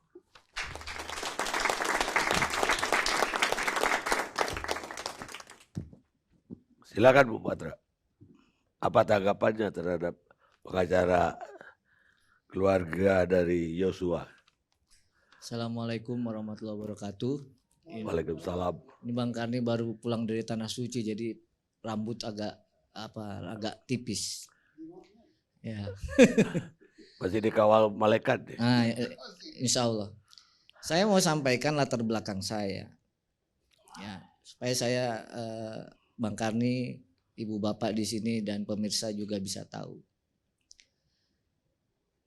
disiplin atau spesialisasi saya itu doktoral pidana. Dan S2 saya itu hukum internasional hak asasi manusia di University of Essex di Inggris. Oleh karenanya, saya mau memberi tanggapan yang awal itu dengan menggarisbawahi pernyataan-pernyataan pembicara sebelumnya. Yang bicara bahwa mengapresiasi upaya polisi menuntaskan perkara ini. Yang mengapresiasi proses hukum yang sekarang sudah dilakukan. Itu yang saya mau garis bawahi. Oleh karenanya, dengan preposisi dan pernyataan yang sama, saya mohon semua juga mengapresiasi proses tindak lanjut dari laporan pidana Ibu PC, klien kami. Karena itu laporan. Bahwa nanti hasilnya seperti apa tentu kita mau tahu juga. Ya, saya mau bilang begini. Pernyataan tidak mungkin bawahan atau berani terhadap atasan itu pernyataan ya awam. Studi antropologi tentang kekerasan seksual yang namanya korban itu tidak mengenal latar belakang. Dia bisa orang berkuasa, perempuan korban, saya bicara perempuan korban ya.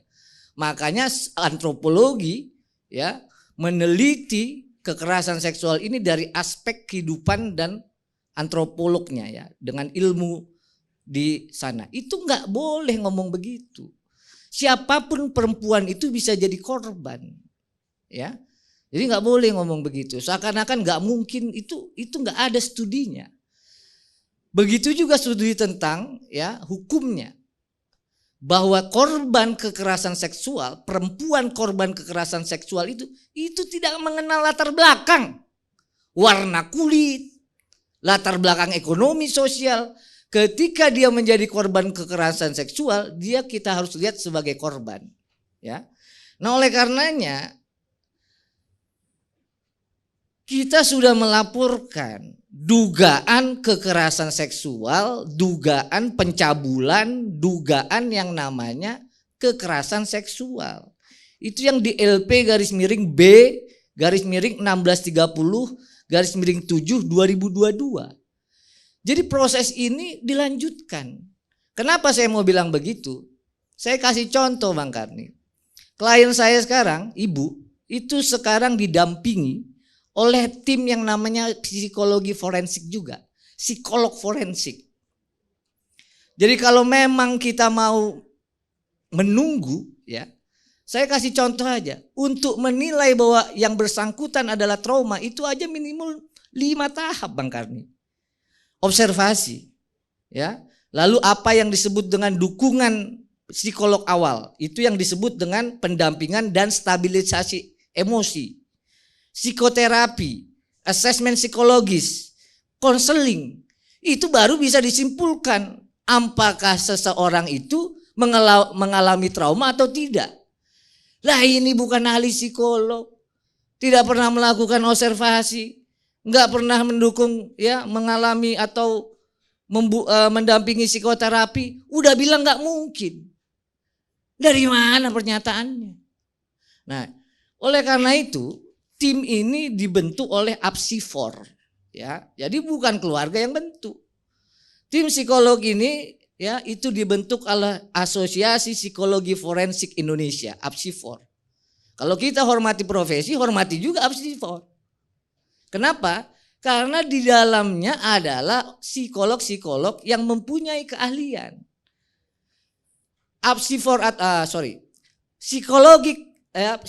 Psikologi forensik ini memang baru dikenal.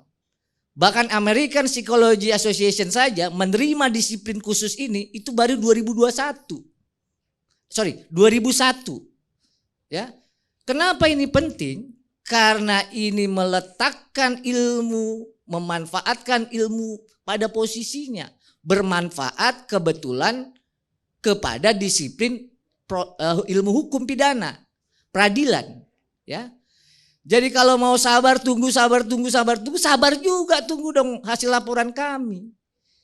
Ya. Jadi kalau kita mau ingatkan, saya garis bawahi, ya, hukum itu bukan soal tega atau tidak tega, nggak ada literaturnya. Kalau kita bicara hukum, maka kita bicara 3 aspek. 1, keadilan. 2, kemanusiaan. 3, adab, budi pekerti.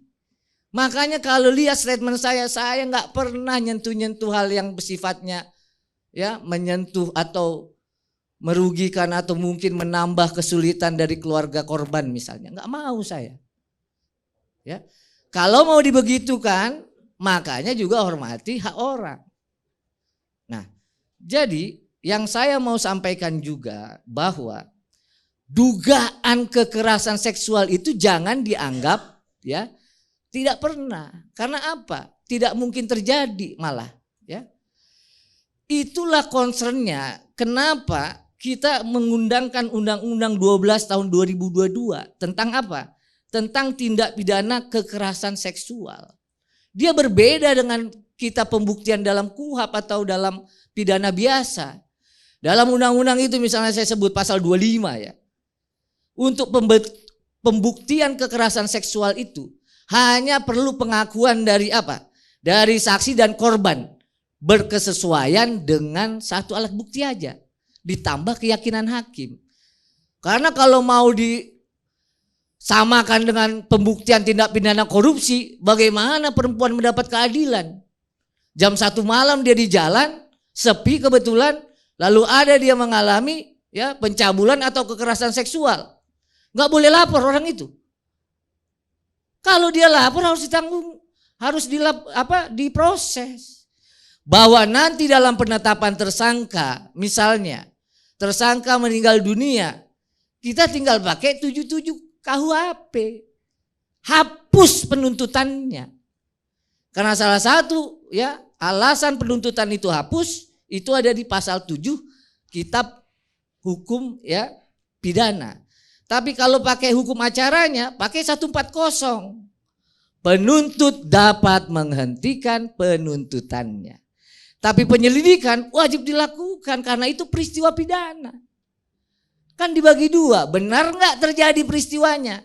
Kalau benar siapa pelakunya? Nah jadi ya mohon juga ibu bapak ya. Kita tunggu, kalau mau nunggu sama-sama nunggu. Kalau mau dihormati haknya, hormati hak orang lain. Ya, itu prinsip dasar dari yang namanya persamaan di muka hukum. Nah, oleh karenanya dalam proses hukum ini kita mau bilang kebagian komentator-komentator ini. Ya, kenapa?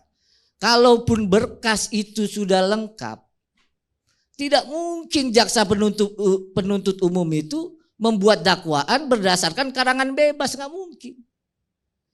Termasuk advokat nanti yang membela misalnya terdakwa nanti.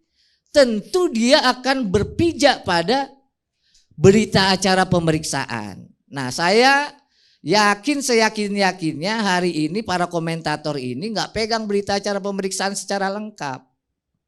Jangan menggiring opini, begitu. Nah terakhir Bang Karni, ini kan tanggapan ringan aja sebenarnya.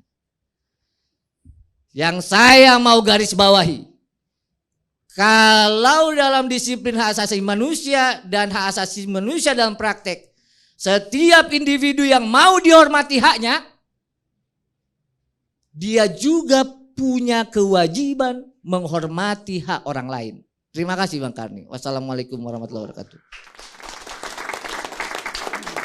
Baik, menarik tadi dari segi psikologi ya.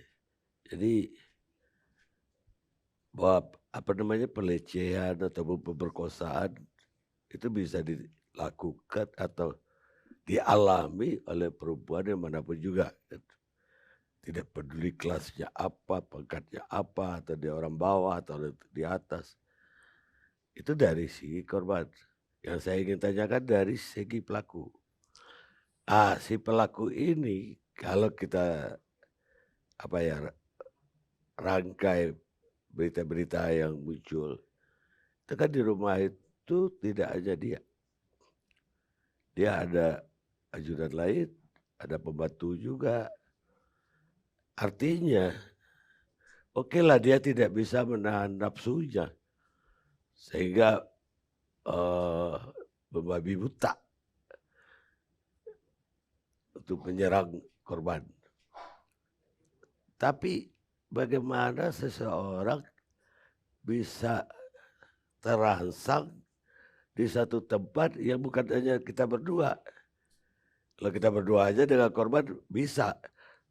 Tapi ini ada orang lain di kamar, taruhlah di kamar atas.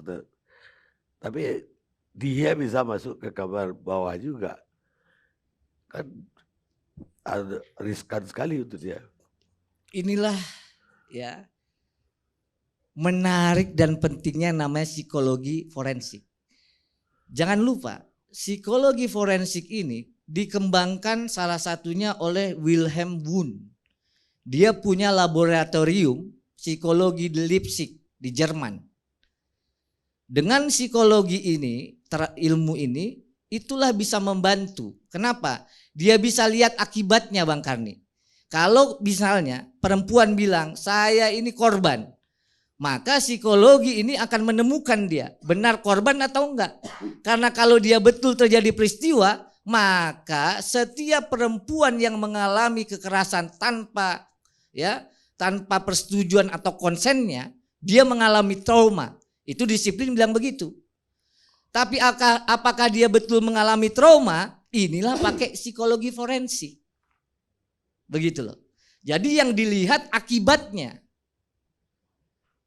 Saya melapor, perempuan ada yang melapor bahwa saya menjadi korban kekerasan seksual. Maka ilmu bilang kalau betul terjadi, ya, maka si perempuan ini mengalami trauma. Alat bantunya bagaimana? Alat bantunya itulah yang dikembangkan oleh Wilhelm Wundt ini di laboratorium yang saya bilang di Leipzig ini. Nah, karena itu bisa membantu. Tadi kan abang saya kan dari digital forensik kan sampaikan tadi. Ilmu digital forensik sudah banyak membantu terbukti untuk mengungkapkan kejahatan. Sama ini. Psikologi forensik ya banyak ternyata membantu perkara-perkara seperti ini. Makanya pada tahun 2001 American Psychologist Association itu mengakui ini ilmu. Ini yang dibawa oleh APSIFOR. Sekarang namanya Asosiasi Psikologi Forensik Indonesia. Nah, ini yang saya bilang tadi, klien saya ini sedang ya dan berlangsung didampingi. Itu yang masuk saya sampaikan tadi, mulai dari observasi, pendampingan awal, psikoterapi, asesmen, konseling. Nah, apakah itu nanti hasilnya ya betul ada trauma dan itu menunjukkan trauma kekerasan seksual? Saya nggak bisa jawab. Tapi begitulah ilmu psikologi forensik membantu pembuktian korban-korban, terutama perempuan korban kekerasan seksual. Baik. Sekarang ada tanggapan Martin kali sebagai pengacara sebelah. Ya. Terima kasih Bang Karni. Saya akan mulai tanggapi dengan pengalaman saya 1-2 hari terakhir ini ya. Bertemu dengan polisi-polisi berpangkat bintang. Dari pengamatan saya ya, ajudan-ajudan yang melekat kepada polisi berbintang pangkat 2, pangkat 1 ini hanya mengenal kata siap, perintah, laksanakan. Ini fakta Bang Karni. Ini perwira menengah loh. Ketika atasannya berbicara, siap, perintah, laksanakan. Sekarang kita berbicara mengenai almarhum yang pangkatnya masih brigadir ya. Dan atasannya ini adalah Jenderal Bintang 2 yang polisinya polisi. Kami sulit menemukan alasan yang masuk akal ya. Apalagi dipadankan tadi dengan temuan-temuan bahwa hanya ada waktu singkat setelah pulang dan sampai ke rumah dari Magelang itu. Alasan apa yang bikin korban ini yang terduga sebagai pelaku kekerasan seksual ini kerasukan setan gitu. Untuk mau berani melakukan terhadap istri dari Jenderal Bintang 2. Jadi kalau tadi rekan berbicara mengenai ilmu, saya sepakat. Oh ya, kalau ilmu nggak bisa kita bantah lah ya. Tapi kita berbicara kebiasaan dan apa yang biasa terjadi di masyarakat, ini juga nggak bisa dibantah juga Pak, Bang Karni. Ya. Lalu berangkat dari situ, salah satu alat bukti dalam hukum pidana ini ada yang disebut dengan keterangan terdakwa. Ya. Apa gunanya ini? Ini adalah kesempatan bagi terdakwa ataupun yang dituduh untuk melakukan pembelaan. Kalau sekarang terdakwanya sudah meninggal, bagaimana dia caranya membela diri? Berarti saksi-saksi yang ada nanti ataupun bukti-bukti yang ada semuanya hanya subjektif menyudutkan yang diduga pelaku ini. Apakah ini adil? Saya tanya, apakah ini adil? Kita kembali kepada diri kita masing-masing. Kalau kita menggunakan teori ahli, banyak teori ahli yang bisa membenarkan apa yang menjadi premis-premis kita. Tapi kita berbicara lagi mengenai tadi saya bilang kebiasaan.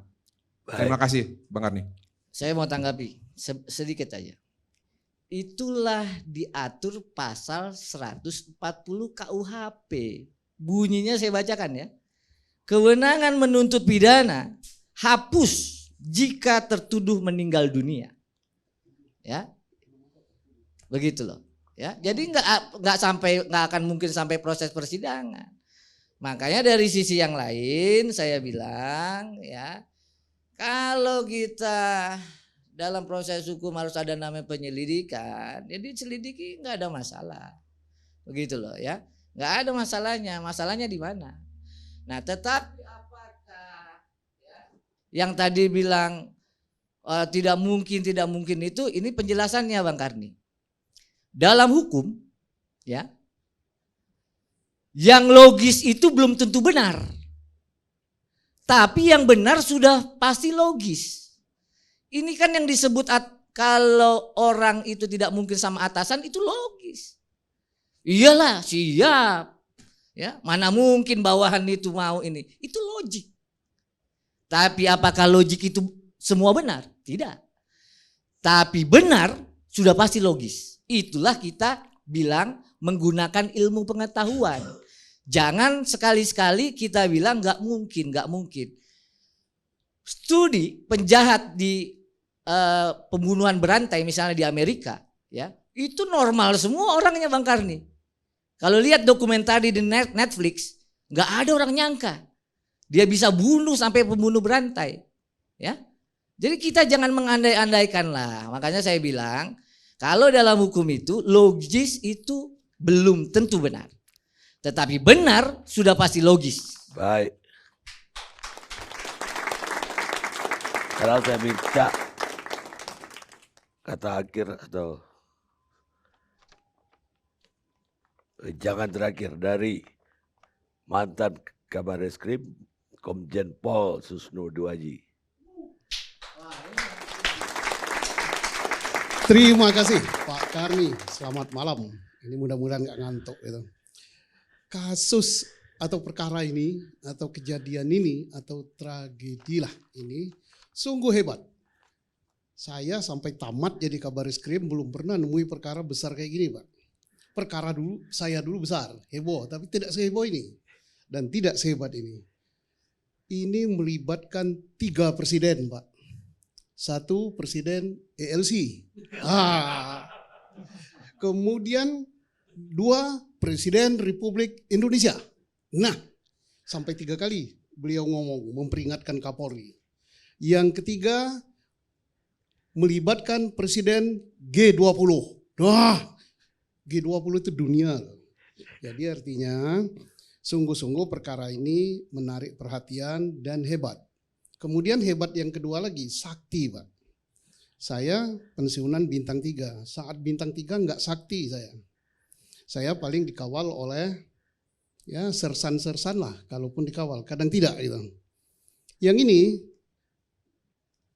Barada itu pangkat paling bawah Pak. Yang awal kemarin waktu ke Komnas HAM Bintara Pak. Dan ada kolonel juga yang ngawal. Ya Pak, ada kolonelnya kan. Bayangkan apa enggak hebat Barada ini. Sakti. saktinya lagi Barada ini, dia nembak 5 peluru kena. Kemudian dia ditembak berapa? 7 peluru, nggak ada yang kena. Sakti sekali. Ayo. Nggak sakti nih. Oke, itu sebagai intro saja biar nggak tegang. Mana? Itu bikin lupa aja udah. Ke kebun dulu, kalau kebun nggak lupa. Kemudian perkara ini mau tak mau kita harus apresiasi kepada Pak Kapolri dengan bentuknya tim khusus. Sudah ada kemajuan sebagaimana disampaikan oleh Komnas HAM ya.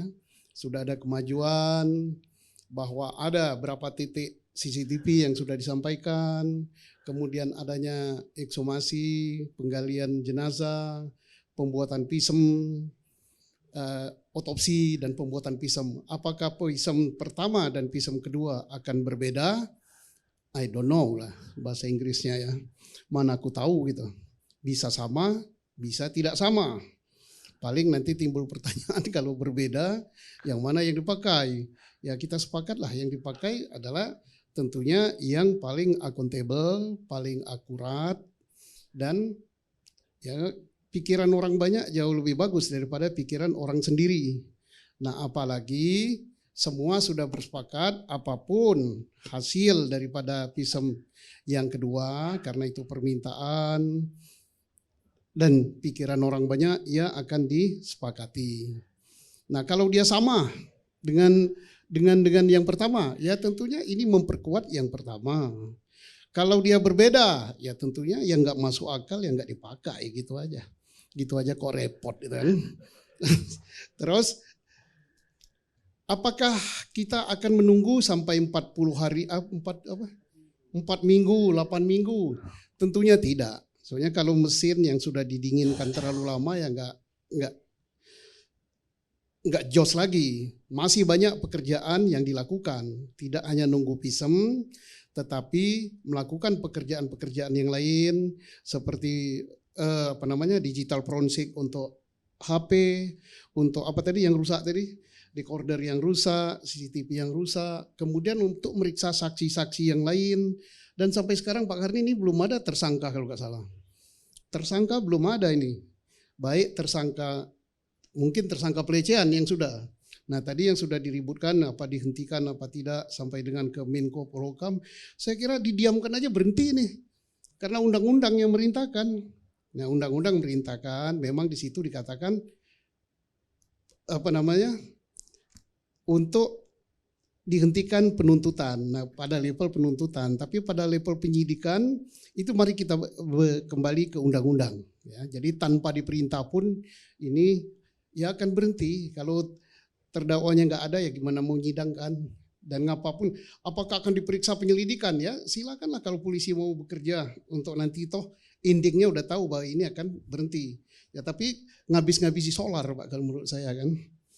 BBM mahal ya buang energi gitu. Nah tapi tetap harus diselidiki dalam rangka menindaklanjuti laporan. Endingnya bagaimana ya kita serahkan kepada hukum saja. Nah terus berikut. Semestinya kita kan sudah tahu bahwa tim ini sudah kerja dan prestasinya ya bagus. Apa yang disampaikan oleh Komnas HAM itu sebenarnya itulah yang sudah didapat oleh tim khusus yang dibentuk oleh Kapolri. Kita dapat katakan begitu. Karena mengapa demikian? Karena kan Komnas HAM tidak punya laborat forensik. Komnas HAM juga tidak melakukan penyitaan. Komnas HAM tidak melakukan penyitaan HP, tidak melakukan penyitaan CCTV. Semuanya disita oleh Polri. Jadi artinya apa yang disampaikan oleh Komnas HAM itu juga identik dengan apa yang dicapai oleh tim khusus yang dibentuk oleh Kapolri. Nah, nggak tahu saya apakah tim khusus ini pinjam tangan Komnas HAM untuk mengumumkan atau mereka bersama-sama, tapi sebaiknya Polri mengumumkan juga supaya masyarakat bisa tahu inilah yang sudah dikerjakan oleh Polri. Nah, buktinya Komnas HAM mengumumkan, apakah ganggu penyidikan yang diumumkan Komnas HAM? Ya tidak juga.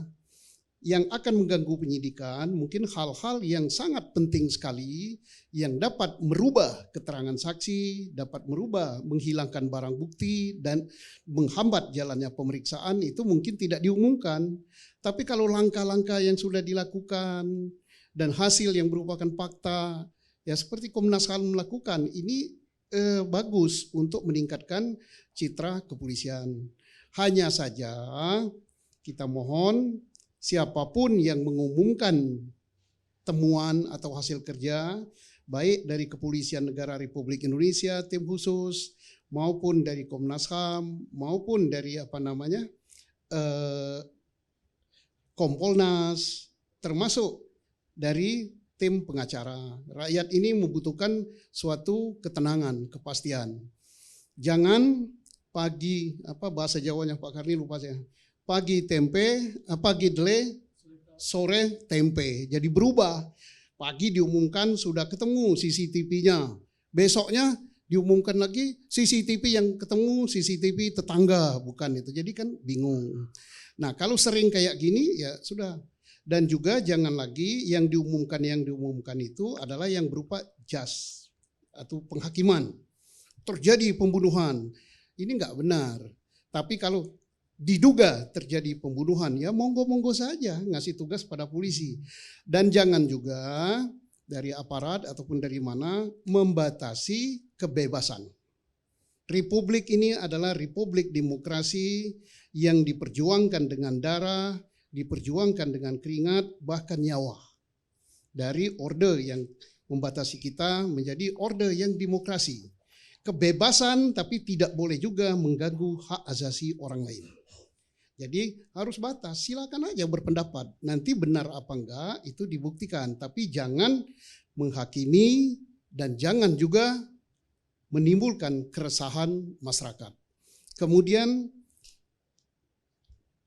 harus bersabar. Nah, satu lagi Pak Karni yang perlu kita pikirkan adalah apakah hasil otopsi kedua ini akan merubah jalannya penyidikan.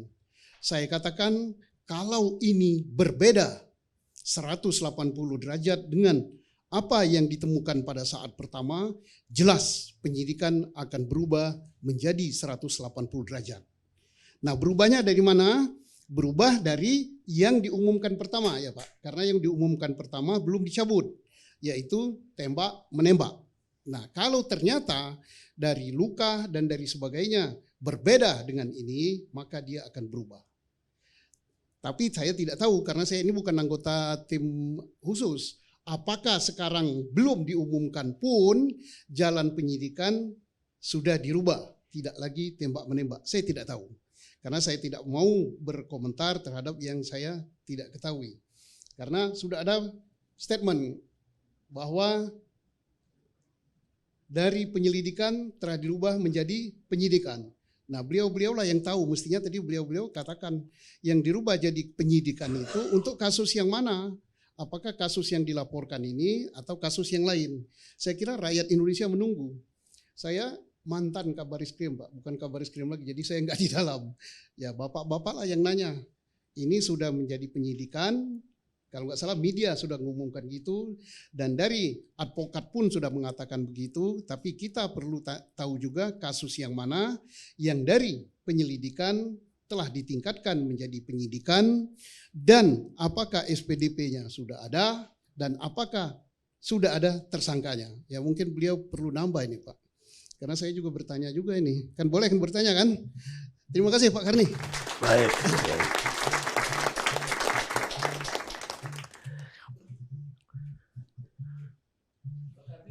Oh, satu lagi Pak Karni yang lupa.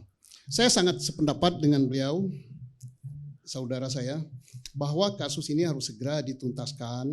Soalnya kalau nggak segera dituntaskan, ini ada orang yang sudah kena hukuman sosial ya. Walaupun belum menyebut nama tersangka, tapi arah mata Republik ini sudah terjuju kepada orang perorangan. Ini tidak bagus. Kalau memang dia terlibat, tersangka, harus tunjukkan bukti-bukti yang autentik dan bukti-bukti scientific crime investigation bahwa dia terlibat.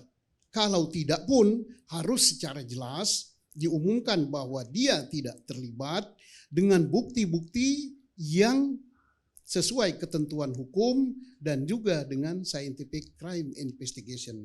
Karena paling tidak enak mendapat sanksi sosial, Pak. Kalau Baik. sanksi penjara akan selesai. Terima kasih. Baik, makasih. Ada yang mau nanya? Iya. Ada yang mau ditanya? Tangkapin sedikit.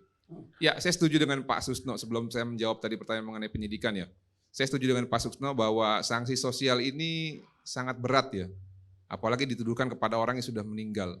Dalam adat istiadat kami, Bang Karni, hal tersebut tidak dapat diterima. Lalu yang berikutnya, sebelum keluarga ini memberikan kuasa kepada Bang Kamarudin, ini luar biasa Bang Karni tekanan kepada keluarga. Dalam artian mereka ini menanggung beban bukan hanya kehilangan anak, tapi juga kena sanksi moral. Bahkan sempat dibilang oleh salah satu pejabat dari Mabes yang datang bahwa perkara ini aib. Aib apa? Bahkan ada salah satu statement dari rekan advokat yang mengatakan bahwa menyesalkan dimakamkannya secara kedinasan terhadap korban. Saya pikir ini tuduhan yang terlalu prematur. Belum ada putusan pengadilan, tapi sudah berani langsung mengatakan bahwa almarhum ini melakukan perbuatan tercela. Itu tidak boleh. Kita ini menganut sistem praduga tak bersalah. Tidak boleh kita menuduh orang kalau belum ada putusan pengadilan yang menguatkan. Kalau cuma hanya naik sidik, saya pikir orang yang dilapor itu belum tentu bersalah. Dan kalau kita menerapkan asas persamaan di mata hukum, kasus yang kami laporkan juga sudah naik sidik di hari Jumat. Walaupun belum ditetapkan tersangka. Walaupun sudah ada yang mengaku melakukan tembak-menembak atau menembak, tapi belum ada yang ditetapkan sebagai tersangka. Jadi kalau rekan minta dihargai, kami juga minta dihargai. Kasus kami juga naik sidik. Dan bahkan menurut pengamatan kami dari petunjuk dan bukti yang kami temukan di hari Sabtu pada saat pemeriksaan saksi, pendampingan pemeriksaan saksi, ini sudah mengerucut terhadap dugaan kami adanya pembunuhan berencana. Karena sudah ada ancaman dari tanggal 21 sampai dengan tanggal 7 Juli. Nanti semuanya kami akan paparkan Bang Karni, tapi yang pasti kasus kami juga sudah naik sidik walaupun tersangkanya belum ditentukan. Dan kami menghimbau kepada penyidik yang berwenang ataupun yang menyidik kasus ini segera tetapkan tersangka dan tangkap dan periksa orang yang sudah mengaku melakukan penembakan. Masalah itu nanti keadaan memaksa atau keadaan terpaksa atau membela orang, buktikan di pengadilan, bukan dibuktikan melalui statement-statement di publik. Saya kira negara kita ini fair ya, ada peradilan. Buktikan di peradilan, jangan buktikan atau jangan langsung menyimpulkan melalui proses sidik. Dari saya itu Bang Karni, terima kasih. Baik. Bang Karni, saya setuju juga. Ya, jadi kalau kita ke jalan, ke warung, ya, ada orang-orang yang ngomong dan narasinya itu juga sebagai sanksi sosial. Hubungan antara klien saya ya dengan almarhum adalah disebut hubungan spesial, selingkuh, jalinan asmara. Ini saya mau tanya siapa yang nyebarkan ini? Apa buktinya? Ya, narasi ini juga sebagai yang disebut dengan hukuman sosial. Gitu loh. Dari mana asal ceritanya? Apa buktinya kalau ada jalinan asmara? Apa ada jalinan istimewa? Gitu loh. Ya. Jadi ya kalau kita bicara sanksi sosial, klien kami ini juga ada harkat martabat kehormatannya juga mengalami ya direndahkan begitu. Terima kasih Bang Karni. Baik. Saya pikir untuk produksi tadi saya nggak tahu apakah dituduhkan ke kami atau bukan. Silakan dicek sendiri karena memang di dalam sosial ini ada aksi dan reaksi ya. Karena orang mendalilkan mungkin ada pelecehan seksual sehingga publik beropini itu memang tidak bisa kita batasi Bang Karni ya. Dan kami pastikan bukan kami ataupun keluarga yang memproduksi hoax-hoax tersebut karena menurut kami pantang menggunakan cara-cara seperti itu. Terima kasih. Oleh karenanya jika proses hukum itu tadi saya catat statement dari guru saya tadi Pak mantan Kabar Eskrim. Polisi tetap melakukan penyelidikan sebagai tindak lanjut laporan. Itulah hukum acaranya. Terima kasih Bang Karni. Baik. Pemirsa, ada pengadilan yang lebih tinggi dari pengadilan pidana biasa, yaitu pengadilan hati nurani. Pengadilan hati nurani itu di atas segala pengadilan yang ada di dunia ini, kata Mahatma Gandhi. Kita ketemu ALC yang akan datang.